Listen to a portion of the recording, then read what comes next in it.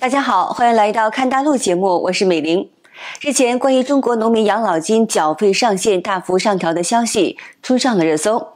2026年初，中國多個省份都上調了城鄉居民基本養老保險的最高的繳費檔次。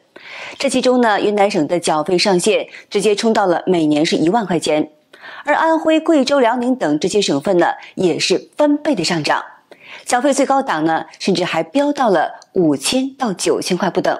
那麼值得注意的是呢，雲南和貴州是有名的窮省，遼寧經濟也是在持續下滑。農民養老金繳費上限漲到了1萬塊，到底是國家給的大福利，還是看着好看但吃着沒肉的激勵？2026年養老大調整，多省繳費年限呢暴漲啊，老百姓是該哭還是該笑？以前呢，多數省份最高繳費呢才3到6千，26年呢直接翻倍了。你像雲南呢1萬，安徽9000。貴州6000，遼寧5000，而且呢檔次更細，從300到1萬元呢覆蓋所有人群。這是安徽省的一名村幹部在通過廣播大喇叭向村民們介紹繳納養老金的通知，聽着怎麼有點像是黃鼠狼給雞拜年的感覺呢？喂，各位父老鄉親們注意了，2026年度城鄉居民養老保險可以繳費了。為滿足廣大城鄉居民的繳費需求，2026年起，在原有繳費檔次的基礎上，新增了9000元繳費檔次。有條件想多繳的，可以選擇9000元檔次。已有居民積極響應，繳費到賬，咱自己繳錢，政府還欠不欠，還給咱計算利息。這名村幹部說，這交的錢加上政府的補貼的錢呢，都存在咱們自己的賬戶裡，利息比存銀行的還要高。等到了60歲了，月月都能領到養老金。儘管村幹部的話給人的感覺是天上掉餡餅了，但有網友在視頻下方潑冷水說，我想問一下，我2015年和2018年交的錢怎麼都查不到呢？我和我丈夫一起交的，本來今年已經交夠了15年了，怎麼少了那麼多？他交了14年，我交了11年，請問一下書記，這個是怎麼回事？請您給我回復。雖然中國抖音上充斥着看似喜悅的聲音，宣傳提高養老金繳費上限似乎是一件多麼好的事兒，而且呢，有多地政府官方宣稱什麼多繳多得，繳滿15年月領可達到1000元以上。但據經濟觀察報的報道表示呢，中共政策不斷抬高養老金的繳費上限，這已經超過了普通農民的負擔能力。而基礎養老金即使經過多次上調以後，仍停在100元出頭的期間。不少農民感嘆，不是不想交，是實在是交不起。而且呢，現實中不得不面對的是，大多數中國農民一年到頭辛苦種地，他們的年收入也就是幾千塊人民幣，每年根本拿不出1萬元繳納養老金。有人認為呢，這個政策就是給農村的有錢人制定的，和普通農民沒有什麼關係。中國養老保險體系主要有2大類，分別是城鄉居民養老保險和職工養老保險。城鄉居民養老保險主要針對農民和城鎮上非從業的居民，年繳費標準為200到上萬元不等，中共政府會按檔次給予補貼。而職工養老保險則面臨企業職工和所謂的靈活就業人員，民眾的繳費基數通常是按照社會平均工資的一定比例來計算的，年繳費額一般都會超過1萬元。而城鄉居民的養老金包括基礎養老金加上個人賬戶養老金，這其中呢，基礎養老金主要是依賴中共政府的財政補貼。那麼至於這個個人賬戶呢，完全要取決於個人的繳費能力，即能夠繳納多少錢。中共鼓動老百姓要積極的繳納養老金，但是每個月能夠領取到多少錢呢？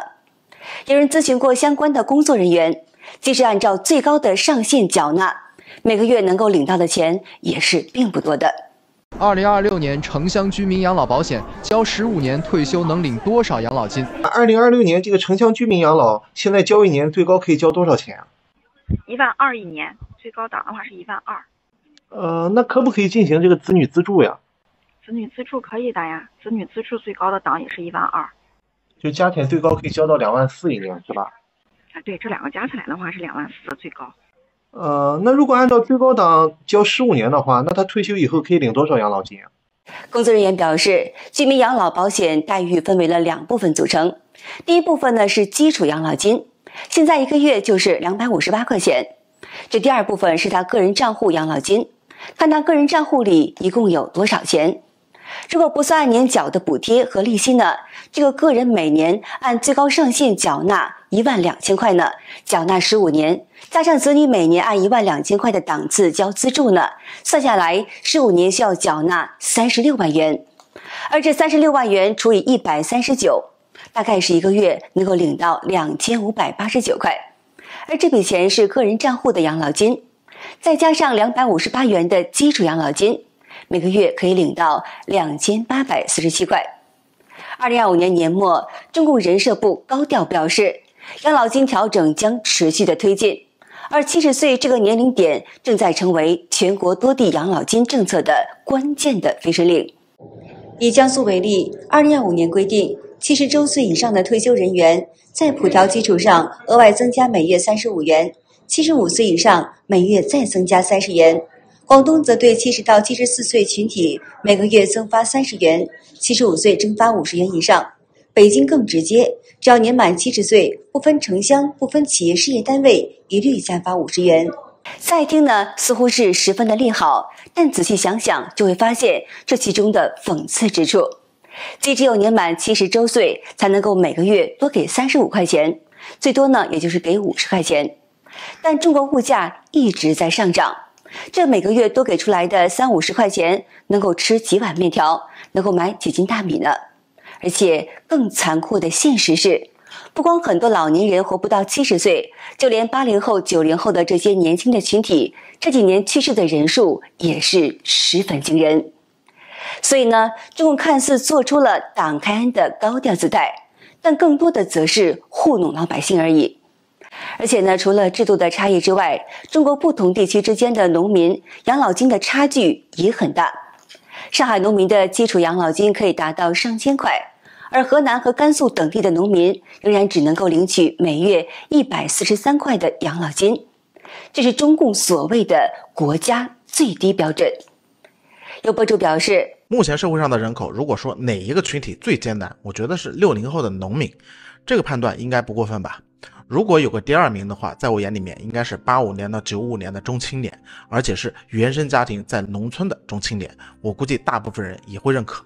當然，最讓人唏噓的是，我剛才說的這2代人很可能就是一個家庭的。網友們紛紛表示，在網絡上聲量最小的恰恰是這1.2億的農民。更悲觀的是，80後和90後，很多是農村的60後與70後的子女。最主要看到我父親笑眯眯地說我每月有250塊的時候呢，真的是很心痛。有人諷刺說，能領養老金每個月200塊，我爺爺就拿到了，去年人走了，再也不用國家發200塊錢，這麼大的經濟壓力，咱不能給國家添麻煩。而說到城鄉的養老金的差異呢，就更讓人心酸了。據中共官方的數據顯示，2023年中國企業退休人員的人均養老金是每個月是3162塊錢，而農民養老金人均是每個月214塊，這兩者差距是14.8倍。而且呢，每個省的農民養老金的金額也是不一樣。據2025年的中國31個省份農民養老金數據顯示，上海最高，農民每個月能夠領取1555塊。而且呢，上海是中國農民養老金唯一超過1500塊的省市。北京農民養老金接近1000塊，位居全國第2，而其他地區多在100到400元。那麼具體來說呢，新疆是405塊，海南是251塊，江蘇是247塊，部分地區有上調。山東是208塊，江西是180塊。而黑龍江與雲南等地的農民每個月大約只能領取100到120塊的養老金。有網友指出，城裡老人有退休金、醫保，而農民老了卻還得下地幹活，一個月214塊夠買啥的？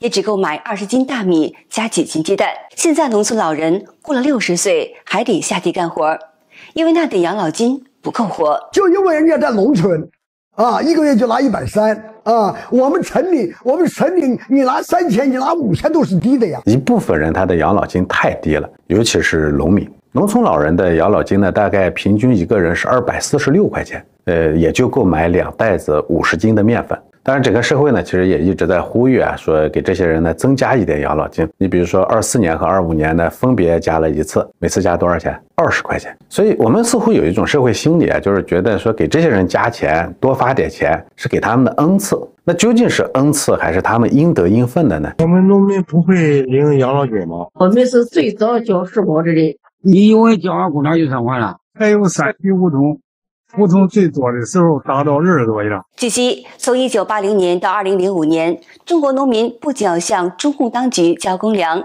還要交3提5統，這是向農民徵收的由於村級和鄉鎮級的公共事務的費用。3提是指村級的公積金、公益金、管理費。而公積金是用於農田的水利、基本建設、植樹造林、購買生產性的固定資產等等。公益金是用於供養無保戶、困難戶的補助、合作醫療、集體福利。管理費是用於村幹部報酬和管理開支。5統是指的是鄉級的教育費附加、計劃生育費、民兵訓練費、道路建設費、優撫費。那麼說白了呢，這就是中共當局赤裸裸地掠奪農民的財富。很多農民辛苦勞作一輩子，老了只能領取少得可憐的養老金，有的呢甚至都沒有養老金。因為在銀行退休的67歲的大爺向媒體說出了自己的想法。对，我对這個特別的意見大，都是人，而且都生活在咱們這個中國，但是待遇不一樣，而且差距很大。我一個月要掙8000，有的呢農民呢100多塊錢。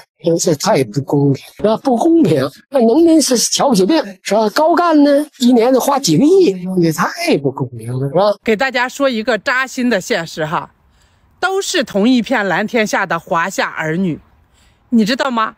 有的人看病不用花1分錢，反而住高檔房間，而有的人看病卻傾家蕩產。那些曾經交公糧的，一個月養老金漲了好幾次才100多，而吃公糧的呢，養老金幾千上萬還年年漲，多的根本花不完。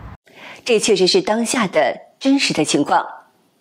2025年的8月，重慶退休的老兵姬小林在網上發表一段視頻，他的外公朱吉成81歲，回憶說，中共從1953年開始就規定按人頭分田土，然後呢，要求農民按田土上繳公糧。姬小林說，我外公就是實際的公糧上交人。到了2006年，全國免除交農業稅，結束了農民交公糧的歷史。我外公公糧時間為52年。2025年，朱吉成每個月的社保金只有185塊，月收入還不到退休廳級官員的1%。我外公忍饥挨餓的情況下，交的皇糧為什麼比不上吃皇糧人上交的社保？作為一個農民的孩子，我看到了外公的一生，覺得這個地方的農民的命就像我手中的稻草，卑微而輕賤。所以我再次吶喊，我是中國人，我要公平養老。有網友說，我爸媽種了一輩子地，現在每個月領180塊，買完降壓藥就剩不下啥錢了。企業退休連續每個月3000多塊，天天逛公園跳廣場舞，這差距看得讓人心寒。博主你是不是有餅發表文章質疑說，農民交了幾十年的公糧，他們用廉價的糧食養活了幾代中國人，用土地支撐城市的發展，可是等到他們老了，卻只能拿着不及企業退休人員零頭的養老金，這難道就是他們一生奉獻的回報嗎？所以呢，我們經常能夠看到網上流出的一些視頻，都是農村的爺爺奶奶們出來擺攤賣菜，或是在地裡幹活的情形。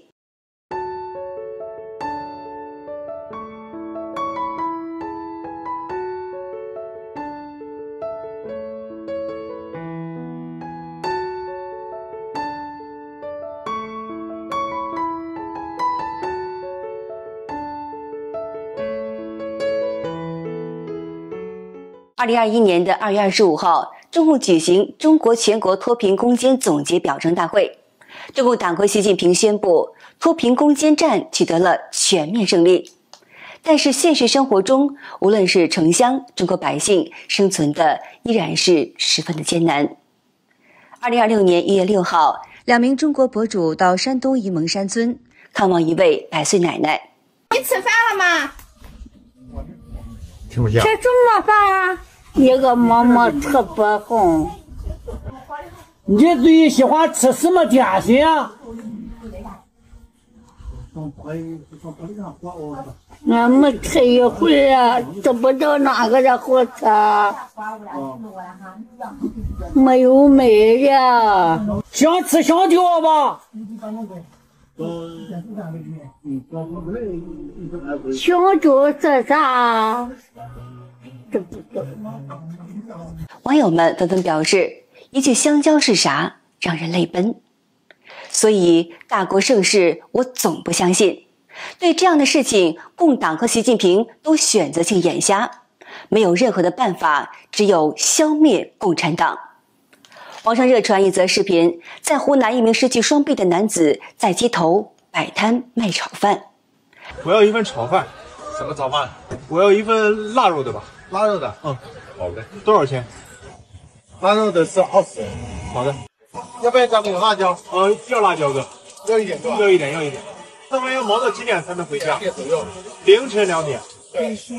很不容易。沒辦法，人生很高努力，是吧？這就是中國普通百姓的艱難日常，而那些富得流油的中共特權階層們，則過着朱門酒肉臭的生活。近日，在中國的社交平台熱傳一份貼文，披露一名中共煙草系統官員在退休以後呢，每個月能夠領取大約是1.9萬元的退休金。那麼按照相關的測算呢，如果他在90歲左右去世呢，而退休金的領取年限大約為30年。如果按照當前價格水準來折算，這名官員一生能夠領取的退休金總額大約是684萬元。2020年，網上熱傳一份疑似原中共經貿部部長鄭拓斌的退休金的明細表格，顯示呢，每個月離休費用是10079，生活補貼是25798塊，自付費是3500塊，離休的補貼是9810塊。那麼還有其他的零星的補貼，月發總計是49249.5塊。有網友評論說，這只是中共部級幹部公開的退休金，只算是他們的零花錢，而中共的官員還有看不見的待遇和特權，可以說是全球罕見。也有人指出了中共的邪惡之處。我們中國人民是時候該給我們的國家和我們的政府理清關係了。如果一個國家不代表他的人民，如果一個國家的政府不服務於他的人民，那麼這個政府就是人民的敵人。說白了呢，就是中共并不代表中国。中共当局各级官员大肆貪腐，把子孫送出國，極力的享受，卻給最勤勞、最辛苦的農民最低的養老金，而這點錢呢，其實也不夠維持生活的。